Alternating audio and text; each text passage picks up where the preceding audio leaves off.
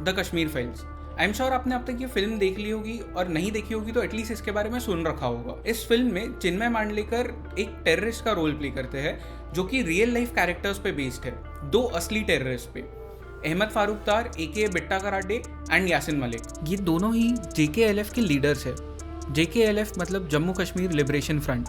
ये एक ऐसा मिलिटेंट ऑर्गेनाइजेशन है जिसकी क्लोज टाइज है पाकिस्तान के साथ, और कहा जाता है कि इसी ऑर्गेनाइजेशन की वजह से कश्मीर में मिलिटेंसी बढ़ी है। बिट्टा कराटे ने लाइव टेलीविजन पे ये एक्सेप्ट किया था कि ISI उसे पैसे भेजता था कश्मीर में आज़ादी मूवमेंट चलाने के लिए, और उसने 30 से भी ज़्यादा कश्मीरी पंडित्स का कोल्ड ब्लड में मर्डर किया था। आपने कितने लोग मार डाले? 10-12 हमारे होंगे। 10-12 की 20? अब 20 ही लगा, 20 ही मारे। सारे के सारे कश्मीरी पंडित थे कि कोई मुसलमान भी थे उसमें? मुस्लिम थे उसमें। कितने मुस्लिम कितने कश्मीरी पंडित थे? ज़्यादा कश्मीरी पंडित थे जी। पहला मर्डर मैंने सतीश को मारा। सतीश कौन? सतीश कुमार टिक्कू कौन था ये? मुझे ऊपर से मतलब ऑर्डर दिया गया कि उसको हिट करो, मैंने किया। कौन था ये? पंडित लड़का। सिर्फ इसलिए कि पंडित था? नहीं, वो शायद RSS का था। तो क्या RSS का होना किसी के लिए गुनाह है?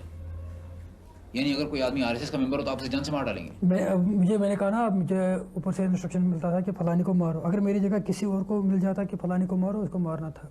यासिन मलिक ने ये एक्सेप्ट किया है कि उसने 4 एयरफोर्स ऑफिसर्स का मर्डर किया है। यासिन मलिक के आपको कई सारे फोटोज मिल जाएंगे जहां पे वो PM मनमोहन सिंह के साथ में हाथ मिला रहे थे और अरुंधति रॉय के साथ में भी मिल रहे थे। आई एम श्योर अब तक आपने कुछ ऐसे क्लिप्स देख लिए होंगे जिसमें कश्मीरी पंडित्स थिएटर के बाहर रोते हुए आ रहे हैं। इनके रोने का रीजन क्या है? Firstly it is the trauma जो उन्हें वापस से देखना पड़ा। Secondly it is people like us जिनके वजह से ये आंसू उनके आंखों से आ रहे हैं। हमें 30 साल लग गए उनका सच जानने के लिए, उनका सच एक्सेप्ट करने के लिए और एक्नॉलेज करने के लिए। जहाँ कश्मीरी पंडित्स अपना ही घर छोड़ के भाग रहे थे, अपने ही कंट्री में रेफ्यूजीज बन के रह रहे थे, उसी जगह यासिन मलिक और अहमद फारूकदार जैसे टेररिस्ट वेपन्स लेके कश्मीर में फ्रीली घूम रहे थे और कश्मीरी पंडित्स का मर्डर कर रहे थे। इंडिया में ऐसे नारे तो बहुत लगते हैं, जैसे कि अफजल हम शर्मिंदा है, तेरे कातिल जिंदा है। But what about Girija Tiku? इनके लिए तो किसी ह्यूमन राइट एक्टिविस्ट ने कुछ एक शब्द भी नहीं कहा। A woman who was raped, sodomized and killed by an electric saw, उनकी बॉडी को 2 पार्ट्स में काट दिया गया, और किसी ह्यूमन राइट एक्टिविस्ट ने एक शब्द भी नहीं कहा इस इंसिडेंट के लिए। हमें तो ये तक नहीं पता कि इन किलर्स की, इन मर्डरर्स की आइडेंटिटी क्या थी। इस वक्त सोशल मीडिया पे काफ़ी डिबेट चल रही है कि this is a right wing propaganda film. यार what is this right wing and left wing in something which is truth? हम इंडिया में हर बात को लेफ्ट या राइट पे क्यों लेके जाते हैं? Why can not we just accept कि okay this is something that has happened and we have to accept it?